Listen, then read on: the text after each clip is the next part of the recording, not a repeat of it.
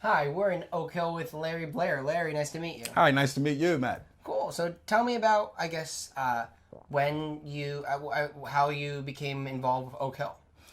Well, not only outside of being a long-time resident, we do have a resident council here in the community, which helps as to rebuild the community. Some ideas spearheaded by us, and so yeah, I messed that totally up, huh? No, that's good. That's good. No, you run Oak Hill, or you help. Well, it's the resident council. Resident I'm council. the president of the resident council here. So Yes. basically, you're the guy. Sort to of, go so to. to speak. Yes. I have a staff. We do have a staff, and the board is represented by 6 others here in the community. It's a effort. It's a community. I mean, it's also a community effort, right? That's right, exactly. We're a not-for-profit organization, so yes. And the property looks beautiful. It's a beautiful area. Thank you. And you grew up here too. Yes, actually I did. It was Burl Street once upon a time. And so Okay. I'm sure a lot of you will know or have heard of Burl Street. And so, in fact, we still have a street not far from here, still named Burl Street. Tell me, what was it like when you were growing up here? What was Burl Street? Well, it looked a lot different. There were a lot more people, probably 5 times as many people live up here now. Space was very small, although you did have your own little small space. And people knew each other, and it was close knit.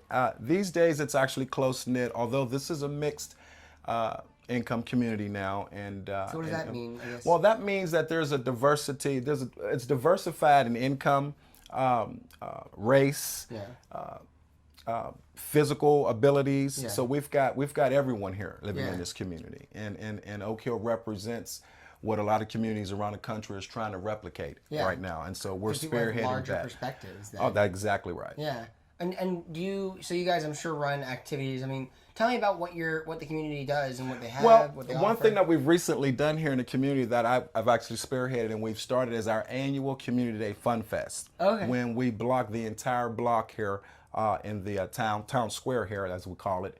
And we bring in live bands and carnival games and gifts and things like that for the children. But a lot of educational tools go in part with that. We have backpack drives where we give the kids in the beginning of the year backpacks and things like that. And right now we're at Walsworth Hall, which is our educational center. Right. We have a computer room, lab inside of Walsworth Hall, along with a couple of other programs that go on during and after school for our kids. So we're well in tune with educating our kids and keeping up with and abreast with what's going on in their schools so that we can pattern ourselves behind that and continue to grow our kids. Where's the nearby school, I guess? We have an Aleo Wild down there. Well, it's probably named something else now. Okay. But the nearest and greatest that of all of the schools here, probably in this part of the country, is the University of Pittsburgh, which just sits right over top of us and right there, nestled right there in Oakland. So we're also a partnership with the university and bringing some different programming into the community, as well as economic development. As you see, we have a building being built right here, which I myself, as well as the resident council, was a big part of having constructed. We would have our first community market, which will be right here on the property where the neighbors and everyone can come in and do their shopping and things like that. So we're doing some great things up here in Oak Hill. So the community market that's like run by the neighborhood also, or? Well, it won't be ran by the neighborhood. There will be an independent contractor, and that will run the community market according to the community standards. Yeah. And we have a lot of input on that, and they're working with us with that. So there'll be fresh fruits and vegetables, along with a number of other things, bread, milk, your lottery, things of that nature. So it'll be bringing something right here into the community that's been greatly needed. And then I guess so. Is it just residency, or do you also have like programs for people, or?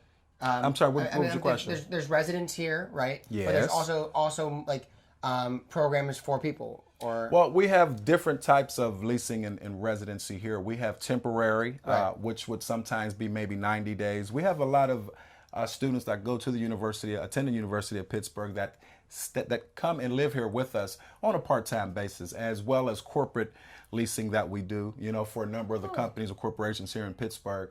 And so, with that, we do have permanent residency, which of course I am a part of. I guess after 2 years, you would call that permanent. So yeah, it's mixed. Is there business nearby already? Are there like shopping and whatnot? Well, yes, I would say there is. Not as much as we would like, but yes, again, the neighboring community of Oakland has, as you know, if you've ever been to Oakland, Forbes and Fifth, they're lined up with stores, retail and grocers. But to have something right here on the property is a special plus. Oh yeah, and then I guess tell me about when you were growing up, mentors that you had.